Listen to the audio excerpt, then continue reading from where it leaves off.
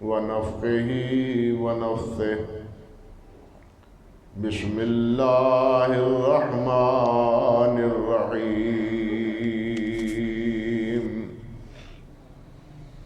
قل ان کنتم تحبون اللہ فاتبعونی یحببکم اللہ وَيَغْفِرْ لَكُمْ ذُنُوبَكُمْ وَاللَّهُ غَفُورٌ رَحِيمٌ قُلْ أَطِيعُوا اللَّهَ وَالرَّسُولَ فَإِن تَوَلَّوْا فَإِنَّ اللَّهَ لَا يُحِبُّ الْكَافِرِينَ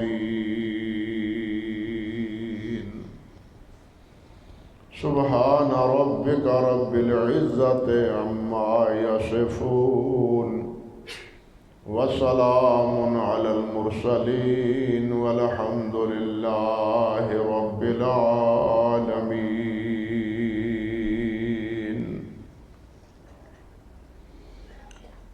محترم معزز سامعین کرام،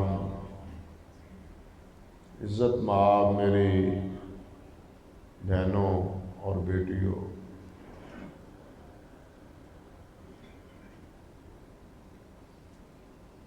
اللہ سبحانہ و تعالیٰ کے پیارے پیغمبر سید کائنات حضرت محمد الرسول اللہ صلی اللہ علیہ وسلم کی اطاعت، آپ کی نبوت اور رسالت، آپ کی فرم برداری، اس حوالے سے میں مسلسل آپ حضرات کے سامنے کچھ باتیں گوش گزار کرتا آیا کہ آپ کی نبوت اور رسالت پوری کائنات کے لیے، جن و انس کے لیے ہے، یہ کسی خاص علاقے، خطے، قوم کے لیے نہیں، بلکہ پوری انسانیت کے لیے۔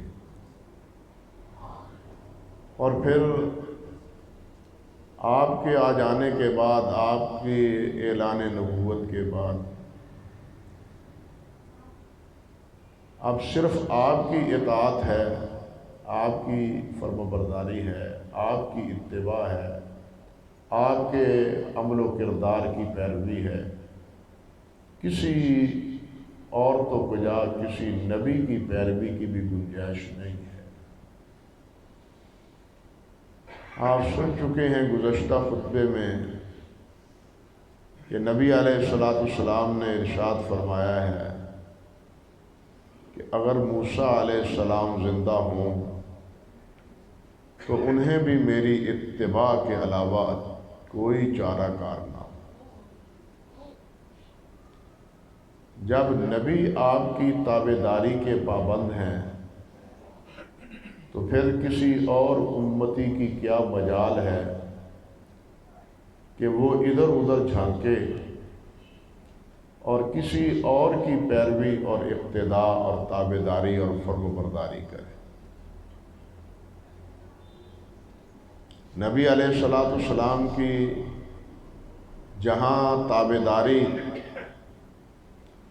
اور فرم برداری ہے، اسی کے پہلو بپہلو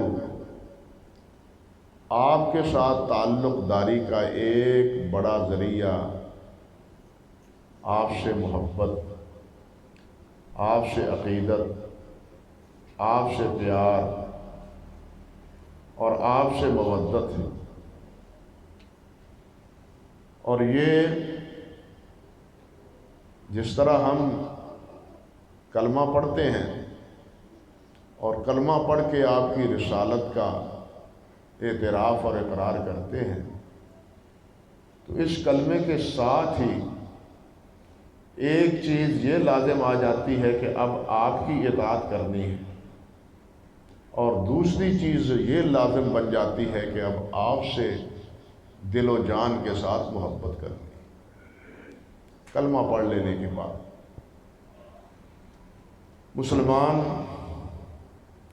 جو صحیح معنوں میں مسلمان ہے وہ ہر چیز برداشت کر سکتا ہے، مگر نبی علیہ الصلوۃ والسلام کی توہین اور گستاخی وہ برداشت نہیں کر سکتا۔ وہ محبت میں کوتاہی کرے، جس طرح اطاعت میں کوتاہی ہوتی، لیکن یہ ضرور سمجھتا ہے کہ آپ کی محبت ایمان کا حصہ ہے، بلکہ عین ایمان ہے۔ امام بخاری رحمۃ اللہ علیہ نے جامع صحیح میں، اپنے صحیح بخاری میں کتاب الایمان، یعنی جس میں ایمان کا ذکر ہے کہ ایمان پر کون کون سی چیزیں مشتمل ہیں ایمان پر، ان میں ایک باب یہ بھی بند ہے، باب علامت ایمان حب الرسول اللہ صلی اللہ علیہ وسلم، کہ ایمان کی علامت یہ ہے کہ وہ اللہ کے رسول سے محبت کرے۔ اللہ کے رسول سے اگر محبت ہے تو ایمان ہے، اگر اللہ کے رسول سے محبت نہیں تو ایمان نہیں۔ اور اس کے ساتھ حضرت امام بخاری نے 2 احادیث ذکر کی۔ ایک حدیث حضرت جابر بن عبداللہ رضی اللہ تعالی عنہ سے، حضرت ابو ہریرہ رضی اللہ تعالی عنہ سے، اور دوسری حضرت انس بن مالک رضی اللہ تعالی عنہ سے۔ حضرت ابو ہریرہ رضی اللہ تعالی عنہ کی روایت کے الفاظ تو یہ ہیں کہ والذی نفسی بیدہ، مجھے اس اللہ کی قسم جس کے ہاتھ میں میری جان ہے، لا یؤمن احدکم حتی اکون احب الیہ من والدہ و ولدہ، جب تک کہ وہ اپنے باپ سے اور اپنی اولاد سے بھی زیادہ مجھ سے محبت نہ کرے۔ باپ بھی پیچھے، اولاد بھی پیچھے، مقدم اللہ کے رسول صلی اللہ علیہ وسلم کی محبت ہے۔ اور جو حضرت انس رضی اللہ تعالی عنہ کی حدیث پاک، اس کے لفظ یہ ہیں کہ والذی نفسی بیدہ لا یؤمن احدکم حتی اکون احب الیہ من والدہ و ولدہ والناس اجمعین، کہ اس اللہ کی قسم جس کے ہاتھ میں میری جان ہے، کوئی بھی اس وقت تک ایماندار نہیں ہو سکتا جب تک کہ وہ مجھ سے سب سے زیادہ محبت نہ کرے، اپنے باپ سے بھی، اپنی اولاد سے بھی، حتیٰ کہ والناس اجمعین، سارے جہان کے لوگوں سے، تمام دوستیاں قربان، تمام محبتیں آپ پر قربان، تمام مودتیں آپ کی مودت پر قربان، جب تک یہ داعیہ اور یہ جذبہ کار فرما نہ ہو۔ نبی علیہ الصلوۃ والسلام نے اللہ کی قسم کھا کے کہا ہے کہ وہ ایماندار ہے۔ اب اس کے بعد کوئی بات باقی رہ جاتی ہے؟ نبی علیہ الصلوۃ والسلام کو تو قسم اٹھانے کی ضرورت ہی نہیں، آپ کی تو ہر بات سچی، ہر بات پکی، لیکن کچھ باتیں اس کے باوجود اللہ کی قسم کھا کے نبی علیہ الصلوۃ والسلام فرماتے ہیں، تاکہ لوگوں کے دلوں میں کوئی اشتباہ نہ رہے، کوئی کسی شبہ کا شکار نہ ہو۔ یہاں بھی نبی علیہ الصلوۃ والسلام نے اللہ کی قسم اٹھا کے یہ بات ارشاد فرمائی، بلکہ صحیح بخاری ہی میں ہے، اور یہ روایت حضرت عبداللہ بن ہشام بیان کرتے ہیں کہ ہم نبی علیہ الصلوۃ والسلام کے ہمراہ جا رہے، کنا مع النبی صلی اللہ علیہ وسلم وهو آخذ بید عمر بن الخطاب، کہ ہم جا رہے تھے نبی علیہ الصلوۃ والسلام کے ہمراہ، اور نبی علیہ السلام نے عمر فاروق رضی اللہ تعالی عنہ کا ہاتھ پکڑا ہوا تھا. اللہ اکبر. حضرت عمر کا ہاتھ پکڑا ہوا تھا. فقال له، تو نبی علیہ السلام نے حضرت نبی علیہ السلام سے حضرت عمر فاروق رضی اللہ تعالی عنہ نے یہ بات عرض کی کہ یا رسول اللہ، واللہ لأنت احب الی من کل شیء الا من نفسی. اللہ کی قسم، اے اللہ کے رسول، اللہ کی قسم، آپ سے میری بہت محبت ہے، اور آپ کی محبت میرے ہاں سب سے غالب ہے، الا نفسی، مگر اپنی جان سے. جان بڑی پیاری ہے. ایک طرف نبی علیہ السلام کو بچانا ہو، ایک طرف اپنی جان کو بچانا ہو. کس کو بچائے گا؟ جان کو یا نبی علیہ السلام؟ اگر نبی علیہ السلام کو بچایا ہے تو یہ ایمان ہے، یہ محبت ہے. اگر اپنی جان کو مقدم میں بچ جاؤں، نبی علیہ السلام کو زخم آ جائیں تو یہ محبت کے منافی ہے، یہ محبت کے منافی ہے. حضرت عمر عرض کرتے ہیں اللہ کی قسم میں ہر چیز سے زیادہ آپ سے محبت کرتا ہوں، لیکن الا نفس، مگر میری جان. فقال النبی صلی اللہ علیہ وسلم، تو نبی علیہ السلام نے فرمایا لا والذی نفسی بیدہ حتی اکون احب الیک من نفسک. فرمایا عمر نہیں، مجھے اس اللہ کی قسم جس کے ہاتھ میں میری جان ہے، جب تک تو اپنی جان سے بھی مجھے زیادہ پیار اور محبت اور مجھے عزیز تر نہ سمجھو، اس وقت تک ایمان نہیں. ہاتھ پکڑا ہوا ہے. کہتے ہیں فقال له عمر، یہ بات سننے کے بعد پھر خیال آیا کہ ہماری تو دنیا اور آخرت کی کامیابی آپ کی برکت سے، آخرت میں کامیابی آپ کی اطاعت سے ہے، دنیا میں کامیابی آپ کی فرم برداری سے. میری جان کا کیا ہے؟ میرے جسم کا کیا ہے؟ میرا جسم بچے یا نہ بچے، بچنا تو نبی علیہ السلام کا جسد اطہر ہے. عرض کرتے ہیں فقال له عمر فإنه الآن والله لأنت أحب إلي من نفسي. حضور اللہ کی قسم بات سمجھ آ گئی ہے، اب آپ کی جان میری جان سے بھی مجھے زیادہ محبوب. فقال النبی صلی اللہ علیہ وسلم الآن یا عمر. فرمایا عمر اب بات بنی. اس لیے ایمان محبت یہ عین ایمان ہے. نبی علیہ السلام سے محبت یہ عین ایمان ہے. اور محبت ہی نہیں، آپ یہاں یہ فرق سمجھیں، آپ سے محبت ہی نہیں بلکہ دوسروں کی محبت سے آپ کی محبت غالب ہے.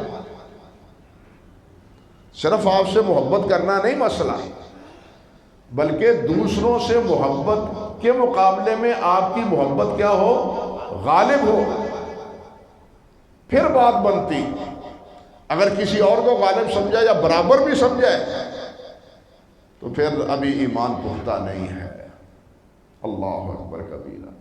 آج ہم محبت کے دعوے تو کرتے ہیں، لیکن محبت کی باتیں، محبت کا کردار، محبت کا نمونہ تو صحابہ کرام رضوان اللہ علیہ مجمعین نے پیش کی، جنہوں نے مال کی قربانی، اولاد کی قربانی، جان کی قربانی سے بھی دریغ نہیں کی.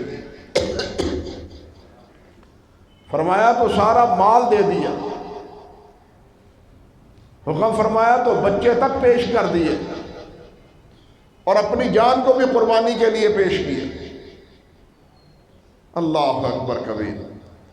حضرت جابر بن عبداللہ بن عمر رضی اللہ تعالی عنہ بڑے جلیل القدر سے ابھی ہیں، دونوں ہی باپ بیٹا۔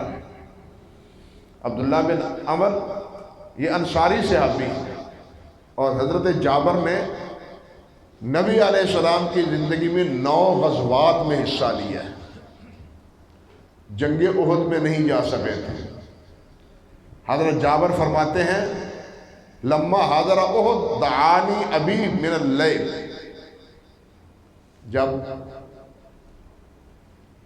اللہ اکبر احد کا وقت آیا تو رات کو میرے ابا جی نے مجھے بلایا، عبداللہ بن عمر رضی اللہ تعالی عنہ، فقال ما ارانی الا مقتولا اول من يقتل من اصحاب نبی صلی اللہ علیہ وسلم۔ جابر میرا خیال، میرے دل میں یہ بات آ رہی ہوتا ہے نا نفسیاتی طور پر، میرے دل میں یہ بات آ رہی ہے کہ کل میدان جہاد میں نبی علیہ السلام کے ساتھی جو شہید ہوں گے ان میں سب سے پہلے میں شہید ہوں، سب سے پہلے مقتل میں میں پیش ہوں گا، میری جان ہوگی مقتل۔ میرا خیال یہ ہے، میرے دل میں یہ بات آ رہی، اور ہوا بھی اسی طرح۔ فرماتے ہیں وَإِنِّي لَا أَتْرُكُ بَعْدِي أَعَزَّ عَلَيَّ مِنْكَ غَيْرَ نَفْسِ مُحَمَّدٍ صلی اللہ علیہ وسلم، اور میرے بعد تو مجھے سب سے زیادہ عزیز، بیٹا جو تھا، فطری بات۔ لفظ دیکھیے انی لا اترک بعدی اعز علی منک، تم سے زیادہ عزیز، تم سے زیادہ پیارا میرے نزدیک اور کوئی نہیں، غیر نفس محمد صلی اللہ علیہ وسلم، سوائے نبی علیہ السلام، یعنی نبی علیہ السلام کی محبت تجھ سے غالب، تجھ سے بڑا پیار ہے بیٹا جو ہے، یہ ایک فطرتی عمل ہے، لیکن تجھ سے زیادہ محبت کس کی ہے؟ حضرت محمد رسول اللہ صلی اللہ علیہ وسلم، یہ تھا ان کا پیار۔ ہم تو کاروبار کو چھوڑنے کے لیے تیار نہیں ہوتے۔ آتی ہے بات حضرت ابو سعید رضی اللہ تعالی عنہ، نبی علیہ السلام کے انتقال کے بعد ان کی بینائی جاتی رہی، نابینے ہو گئے۔ نابینے ہونے کے بعد اب وہ کیا کہا کرتے تھے؟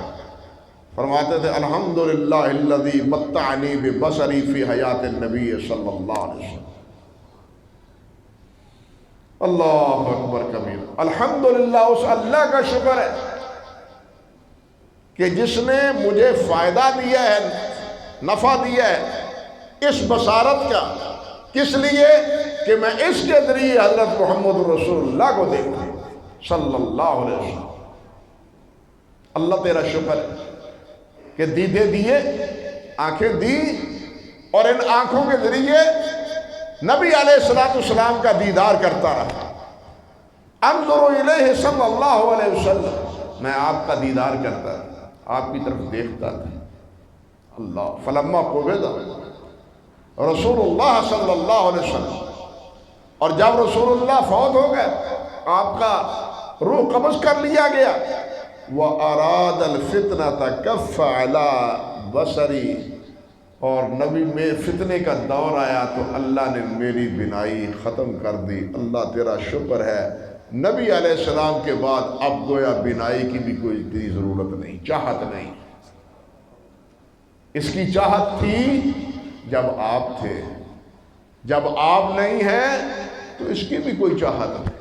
اندازہ کیجیے، امام بخاری رحمۃ اللہ علیہ نے الادب المفرد میں ذکر کیا ہے، حضرت امام قاسم بن محمد بن ابی بکر، حضرت ابو بکر صدیق کے پوتے، مدینہ طیبہ کے بہت بڑے امام، بلکہ فقہائے سبع میں شمار ہوتے ہیں، امام قاسم بن محمد بن ابی بکر تابعین میں ہیں۔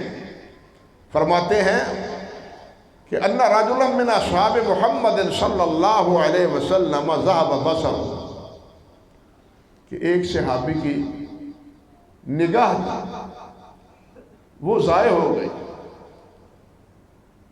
بینائی ختم ہو گئی، فعادو ہو، صحابہ کرام اس کی اعادت کے لیے گئے، فقال، تو وہ کہنے لگے اریدہما لانظر الی النبی صلی اللہ علیہ وسلم،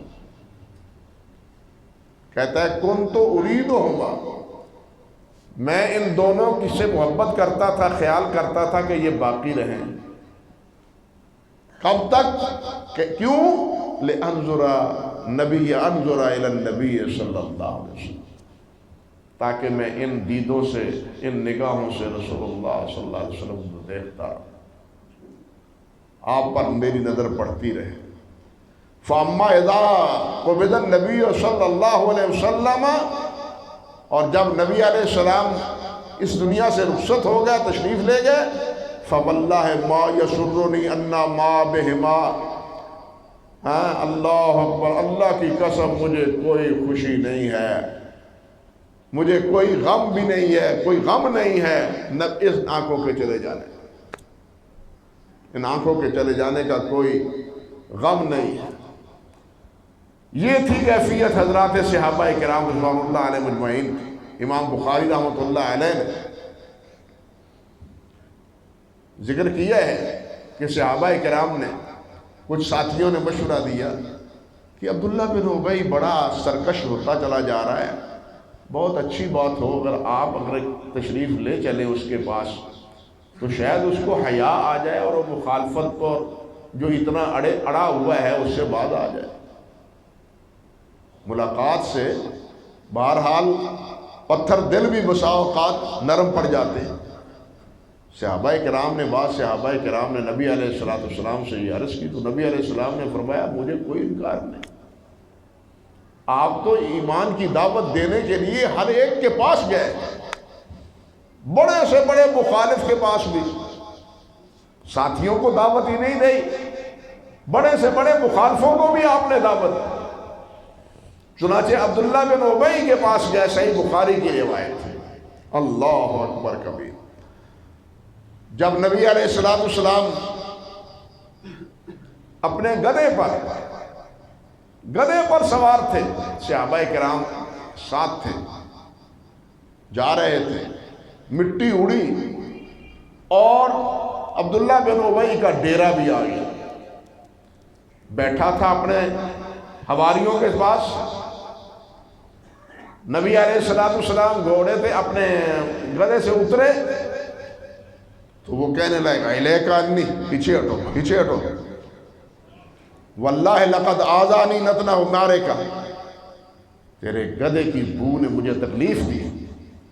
اللہ، نبی علیہ السلام سے بکواس کرنے لگا، کہنے لگا کہ یہ تیرا گدھا جس گدھے پہ چڑھ کے آیا ہے اس نے مجھے تکلیف سے بو آ رہی ہے۔ اللہ اکبر۔ فقال رجل من الانصار، دوسری روایت میں یہ عبداللہ بن حذافہ تھے، انصار صحابی ایک، وہ بولے واللہ لحمار رسول اللہ صلی اللہ علیہ وسلم اطیب ریحا منک، اللہ کی قسم نبی علیہ السلام کے گدھے کی یہ بو جس کو تو کہہ رہا ہے یہ تجھ سے زیادہ خوشبودار ہے ہمارے نزدیک، یہ زیادہ طیب ہے ہمارے نزدیک، زیادہ پیارا اور زیادہ پیاری اور زیادہ محبوب ہے ہمارے۔ تو کیا سمجھتا ہے حضرت محمد رسول اللہ صلی اللہ علیہ وسلم اور آپ کی سواری کے بارے میں؟ یعنی اس طرح آپ اندازہ کریں حضرات صحابہ کرام رضوان اللہ علیہ مجمعین کس طرح نبی علیہ السلام کے ساتھ محبت کرتے تھے اور کیا وارفتگی تھی ان کے قلب و فکر میں۔ اللہ اکبر۔ حضرت براء بن مالک رضی اللہ تعالی عنہ مسلمان ہوئے، براء بن مالک مسلمان ہوئے، اسلام قبول کیا اور نبی علیہ السلام سے عرض کرنے لگے مرنی یا رسول اللہ بما شئت، حضور میں غلام ہو گیا، مسلمان ہو گیا، آزما کے دیکھ لیجئے، جو حکم دینا چاہتے ہیں دے کر گزروں، کروں گا، حکم دے آپ۔ فقال رسول اللہ صلی اللہ علیہ وسلم اذهب فاقتل اباک، فرمایا جاؤ جا کے اپنے باپ کو قتل کرو۔ اٹھ گیا، اٹھا، برا اٹھے مجلس سے، جا رہے ہیں قتل کرنے کہ سرکار نے کہا ہے کہ باپ کو قتل کر. بات سمجھے؟ سرکار نے کہا ہے کہ باپ کو قتل کر دو. فنادا ہو، جاتے ہوئے تو واپس بڑھو، او برا ادھر آؤ، برا ادھر آؤ. انی لم ابعث بقطیعۃ الارحام، کہ مجھے اللہ ذوالجلال نے قطع رحمی کے لیے نہیں بھیجا، مجھے اللہ تعالیٰ نے قطع رحمی کے لیے نہیں بھیجا. ادھر آ جاؤ. ایک آزمائش تھی، برا اس آزمائش پر پورے ہوئے. حضرت عبداللہ بن ابی، یعنی عبداللہ بن ابی منافق کا بیٹا عبداللہ، اس کا نام ہی عبداللہ تھا. اس نے ایک مرحلے اور موقع پر کہا تھا نبی علیہ السلام سے کہ حضور، اگر آپ کا پروگرام میرے باپ کو ختم کرنا، جس نے اس طرح نالیکی کی ہے اور یہ کہا، یہاں تک کہہ دیا ہے لَنُخْرِجَنَّ الْعَزُّ مِنْهَا الْعَزَلَّ، کہ ہم مدینہ طیبہ سے جو باعزت لوگ ہیں ان ذلیلوں کو مدینے سے نکال دیں گے. یہ آپ کو ذلیل سمجھتا ہے؟ اجازت دیجئے میں یہ کام کروں گا، اپنے باپ کو قتل کرنے کا. کسی اور کو یہ حکم نہ دے، کسی اور کو حکم نہ دے، مجھے حکم دے. اگر آپ کا یہ ارادہ ہے تو یہ کام میں سر انجام دوں. یہ کیفیت تھی، یعنی سب کچھ قربان ہے نبی علیہ السلام. باپ بھی قربان، اولاد بھی قربان، مال بھی قربان، جان بھی قربان، سب کچھ قربان. اللہ اکبر کبیر. حضرت سلمہ بن محبب رضی اللہ تعالی عنہ فتح مکہ کے بعد غزوہ حنین کے موقع پر یہ تیر چلا رہے ہیں، تیر پہ تیر چلا رہے ہیں نبی علیہ السلام کے دفاع میں، جہاد میں. اسی اثناء میں کسی نے پیچھے سے کہا تمہیں مبارک ہو، تمہیں اللہ نے بیٹا دیا ہے، تجھے بیٹا دیا ہے. حافظ نے علی صحابہ میں نقل کیا ہے، کہنے لگا اللہ کی قسم، یہ جو تم مجھے بیٹے کی بشارت دے رہے ہو، اس بشارت سے ایک وہ تیر جو نبی علیہ السلام کے دفاع میں چلاتا ہوں، وہ تیر ایک چلانا میرے لیے زیادہ پسندیدہ اور محبوب تھا. بیٹے کی بشارت، بیٹے کی بشارت نہیں، کس کے مقابلے میں؟ ایک تیر چلانے کے مقابلے. نبی علیہ السلام کے دفاع میں جو ایک تیر چلاتا ہوں، مجھے وہ ایک تیر بھی زیادہ محبوب ہے اپنے بیٹے ہونے کی بشارت. اور یہی سلمہ کا بیٹا، نبی علیہ السلام نے اس کا نام سنان رکھا تھا. خود نبی علیہ السلام نے اس کا نام سنان کے معنی نیزہ، سنان رکھا تھا. اور یہی سنان آپ کے یہاں قیقان، یہ جو بلوچستان کا علاقہ ہے، یہاں سندھ ہند میں جہاد کے لیے یہی حضرت سنان بن سلمہ بن محبب رضی اللہ تعالی عنہ آئے تھے جہاد کے لیے. اور بڑا عجیب واقعہ ہے، مورخین نے لکھا اسی حضرت سنان کا، لیکن وہ میرا موضوع نہیں، بات ادھر ادھر چلے جائے گی. اسی حضرت سنان کا عین واقعہ جہاد. تو عرض کرنے کا مقصد یہ تھا کہ یہ تھی محبتیں حضرات صحابہ کرام رضوان اللہ علیہ مجمعین. یہ نمونے ہیں ہمارے لیے. ہم تو صرف یہ کہنے پر اکتفا، بڑی محبت، سب سے زیادہ محبت. بھائی پتہ تو اس وقت چلتا ہے جب مقابلہ آئے. یہاں میں ایک بات عرض کروں، میں نہیں کہتا، قاضی ایاز رحمۃ اللہ علیہ الشفاء، سیرت کی بہت اچھی کتاب ہے، جامع کتاب الشفاء فی حقوق المصطفیٰ صلی اللہ علیہ وسلم. اس میں انہوں نے نبی علیہ السلام کے حقوق کا تذکرہ کرتے ہوئے وہ کہتے ہیں محبت کی جو سب سے پہلی علامت ہے. اب سوچئے، محبت تو ہے، بڑی محبت ہے، ہمیں ہی محبت ہے اور کسی کو محبت نہیں، سب سے زیادہ محبت ہے. وہ ذرا علماء سے پوچھئے تو صحیح کہ محبت کی علامات کیا ہیں. اللہ ذوالجلال نے بھی علامتیں بیان فرمائی. علماء اور محدثین نے بھی علامات بیان کی۔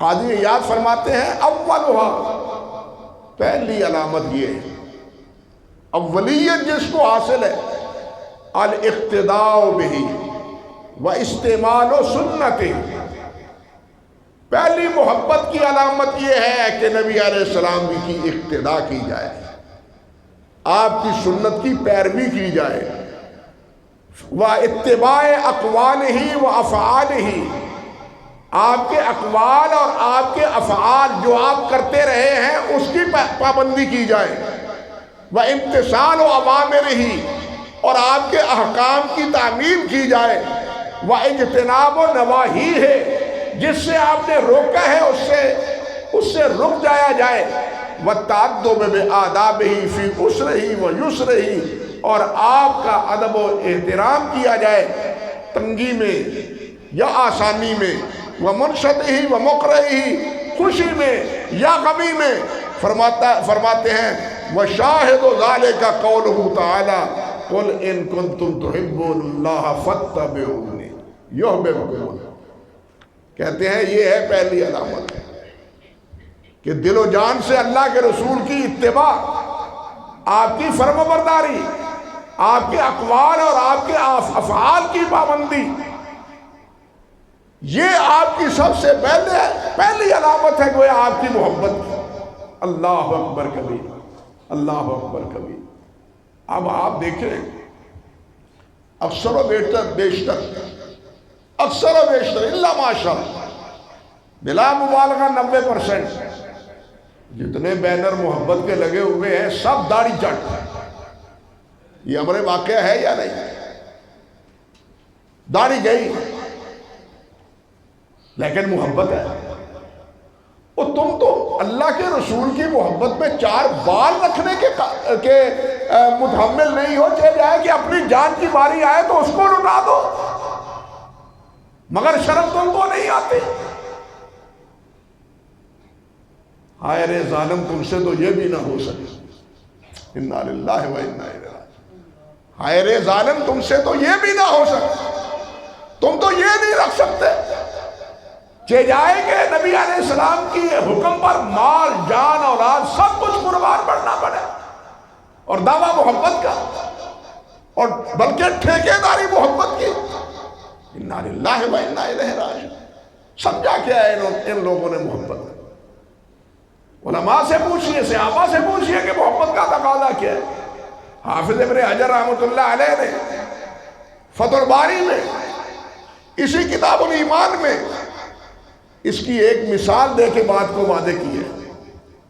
وہ کہتے ہیں دیکھو، ایک غرض ہو ایک انسان کی، ایک ضرورت ہو آدمی کی جس سے اس کو نفع حاصل ہو، اس کو نفع حاصل ہو، اس کو فائدہ حاصل ہو، اور دوسری طرف یہ امید ہو اگر میں یہ چیز چھوڑ دوں تو شاید نبی علیہ السلام کی زیارت ہو جائے، اور کچھ نہیں، آپ کی زیارت ہو جائے، آپ کا دیدار پا لوں۔ ایک طرف کروڑوں کا نفع ہے،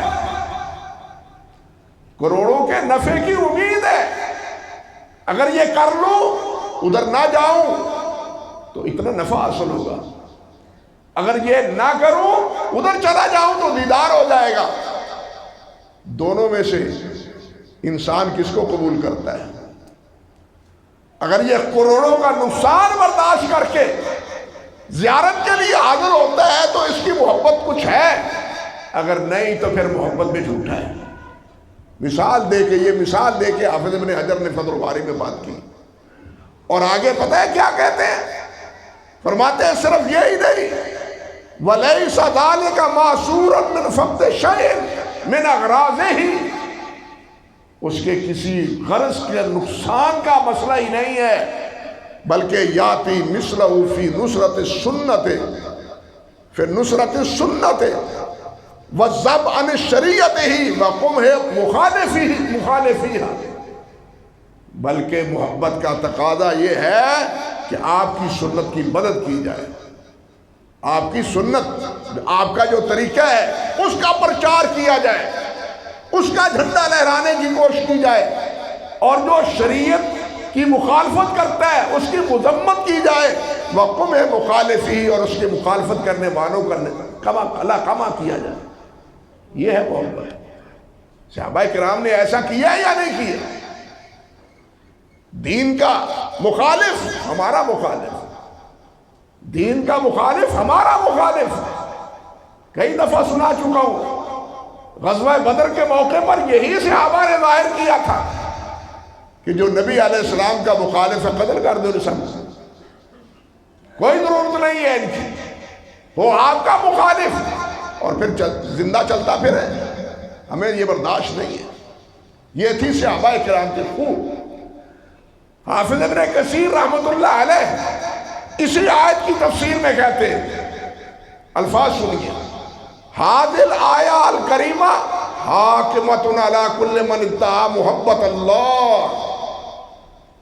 جو اللہ کی محبت کا دعویٰ کرتا ہے اس کے لیے یہ آیت ان کنتم تحبون اللہ، یہ آیت یہ حاکم ہے، فیصلہ کن ہے، معیار ہے، میزان ہے. کس بات کی؟ وَلَيْسَ هُوَ عَلَى الطَّرِيقَةِ الْمُحَمَّدِيَّةِ فَإِنَّهُ قَادِمٌ. جو محبت کا دعویٰ کرتا ہے اور طریقہ محمدی نہیں ہے وہ جھوٹا ہے. محبت کا دعویٰ کرتا ہے لیکن طریقہ محمدی، فَهُوَ قَادِمٌ فِي دَعْوَاهُ فِي نَفْسِ الْأَمْرِ حَتَّى يَتَّبِعَ الشَّرْعَ الْمُحَمَّدِي. جب تک شرع محمدی کی پابندی نہ کرے، تابعداری نہ کرے، اس وقت تک اس کا جھوٹا یہ دعویٰ ہے، وہ اپنے دعوے میں سچا نہیں ہے. وَالدِّينُ النَّبْوِي فِي جَمِيعِ أَقْوَالِهِ وَأَفْعَالِهِ وَأَحْوَالِهِ. آپ کے اقوال، آپ کے افعال، آپ کی زندگی کے حالات، انہی میں اپنے آپ کو ڈھالنے کی کوشش کریں.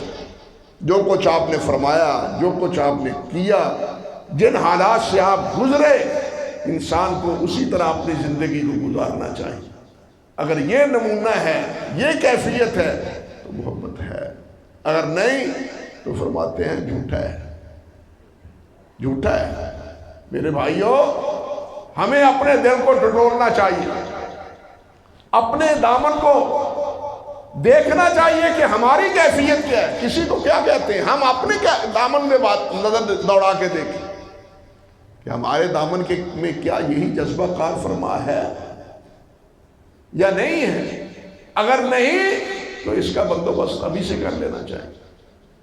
اگر ہے تو اس پر اللہ کا شکر ادا کر کہ اللہ تیرا شکر ہے کہ ہمیں اپنے حبیب صلی اللہ علیہ وسلم کا تابعدار، فرم بردار، آپ کی سنت اور آپ سے محبت کرنے والا بنایا. اگر نہیں ہے تو اسی کا غم کرنا چاہیے، اس کی فکر کرنی چاہیے. یہ چیزیں جھنڈیے لگانے سے نہیں ہوتا، عمل سے ہوتا ہے. یہ در و دیوار سجانے سے نہیں ہوتا، یہ دل کی دنیا بسانے سے ہوتا ہے.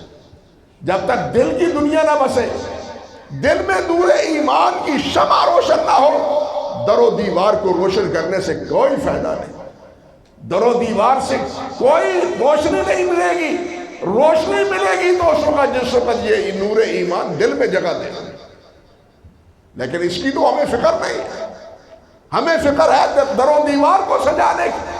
آؤ در و دیوار کو سجانے کی بجائے اپنے دل کو سنواریں، اپنے اخلاق کو سنواریں، اپنی زبان کو سنواریں، اپنی نگاہ کو سنواریں، جس کے بارے میں ہماری نگاہ، ہماری زبان نبی علیہ السلام کی سنت کے مطابق ذاکر بنے. ہماری آنکھ میں حیا ہو، ہمارے کانوں میں حیا ہو، ہماری چال میں تواضع اور انکساری ہو، تکبر نہ ہو، ہمارے معاملات میں امانت اور دیانت ہو، پھر کایا پلٹے گی. ورنہ یقین جانیے یہ در و دیوار روشن کرنے سے کچھ نہیں ہوگا. سال ہا سال سے یہ ہم مشغلہ اختیار کیے ہوئے کچھ نہیں بنتا. یہ بنے گا جب ہم اپنے آپ کو تبدیل کریں گے. سیرت منانے کا نام نہیں. ایک ہفتہ 10 دن سیرت منا لو، اور سیرت منانے کا نام نہیں، سیرت اپنانے کا نام. سیرت منانے کی بات نہیں، سیرت اپنانے کی بات. مناتے رہو سیرت، نتیجہ نتیجہ کیا ہے؟ سیرت اپنانے کے باوجود ہر سال گورنمنٹ کے تحت سیرت کا جلسہ ہوتا ہے، انعامات تقسیم ہوتے ہیں، نتیجہ کیا ہوتا ہے؟ نتیجہ صفر، سیرت کے کس ایک پہلو پر بھی عمل نہیں ہے۔ تو کیا سیرت کا جلسہ منانے سے اللہ خوش ہو جائے گا؟ اللہ رب العزت راضی ہو جائیں گے؟ اللہ راضی ہوں گے اس وقت جب سیرت کو اپنائیں گے۔ لَقَدْ كَانَ لَكُمْ فِي رَسُولِ اللَّهِ أُسْوَةٌ حَسَنَةٌ، تمہارے لیے نمونہ میرے نبی محمد رسول اللہ ہے صلی اللہ علیہ وسلم۔ اس لیے جب تک یہ سیرت اپنائیں گے نہیں اس وقت تک ہمارے حالات، ہمارا ملک وہ نہیں سنبھلے گا۔ صحابہ کرام نے اس کو سمجھا، جس کے نتیجے میں انہوں نے دنیا پہ حکومت کی۔ ہم نے یہ بات سمجھی نہیں، نتیجہ کیا ہے؟ ہم ذلت اور پستی کا شکار ہیں، عزت اور آبرو اب ہم سے بالکل ختم ہو کر رہ گئی۔ انا للہ و انا الیہ، کیوں؟ کہ ہم نے اللہ اور اللہ کے رسول کے پیغام کی عزت نہیں کی، اللہ کے رسول کی عزت نہیں کی، اس لیے ہماری بھی عزت نہیں، ہماری بھی کوئی عزت نہیں۔ عزت کون دینے والا ہے؟ اللہ دینے والا ہے۔ جب ہم اللہ اور اللہ کے دین کی عزت کریں گے اللہ ہمیں عزت دے گا۔ جب ہم اللہ اور اللہ کے دین کی عزت نہیں کریں گے، اللہ کے رسول کی عزت نہیں کریں گے، کوئی ہمیں عزت نہیں دے گا۔ عزت اور ذلت اللہ کے اختیار میں ہے، امریکہ اور یورپ کے ہاتھ میں نہیں ہے۔ جب تک یہ ہم نہیں سمجھیں گے اس وقت تک ہم سر اٹھا کے نہیں چل سکیں گے۔ افسوس یہ ہے کہ ہمیں شعور نہیں ہے، سمجھتے نہیں ہیں۔ جو اپنا دشمن جس کو اللہ اور اللہ کے رسول نے کہا ہے اس کو ہم اپنا محبوب سمجھتے ہیں، اور جن کو اللہ سبحانہ و تعالیٰ نے فرمایا ہے کہ یہ اختیار کرو ہم اس کو اپنے لیے ندامت اور شرمندگی سمجھتے ہیں۔ یہاں تک پہنچے ہوئے، کیا نتیجہ ہے سیرت بنانے کا؟ کیا فائدہ ہے سیرت کے جلسے کرنے کا؟ جب آپ نبی علیہ السلام کی پیروی کو اور تابعداری کو اپنے لیے ذلت سمجھتے ہیں، رسوائی سمجھتے ہیں، معاذ اللہ ثم استغفر اللہ، لوگ کیا کہیں گے؟ لوگ کیا کہیں گے؟ کہ یہ تو جناب یہ کیا ہے؟ یہ ہے قدامت پرست۔ یہ قدامت پرستی کا تانا ہمیں قبول ہے، یہ ہمارے لیے کیا ہے؟ ایک اعزاز ہے، تغمہ ہے، اللہ کی قسم۔ اس جدت سے جو جدت تم یورپ اور امریکہ سے لا رہے ہو، اس سے یہ قدامت پرستی کا تغمہ ہمارے لیے اعزاز ہے، اور یہی تغمہ قیامت کے دن نجات کا ذریعہ ہوگا۔ اگر اس تغمے کو ہم سجا لیتے ہیں، اپنا لیتے ہیں، تو پھر یہ تغمہ ہمارے لیے عزت کا باعث بن جائے گا۔ ورنہ جو کچھ ہے جہاں کھڑے ہیں وہ تو آپ سب کو معلوم۔ اللہ سبحانہ و تعالی ہمارے دلوں میں آپ کی محبت اور اطاعت جاگزی فرمائے، اور اللہ ذوالجلال تمام خرافات سے بچا کے ہمیں دین کا سچا تابعدار اور فرمانبردار بنائے۔ وآخر دعوانا الحمدللہ رب العالمین۔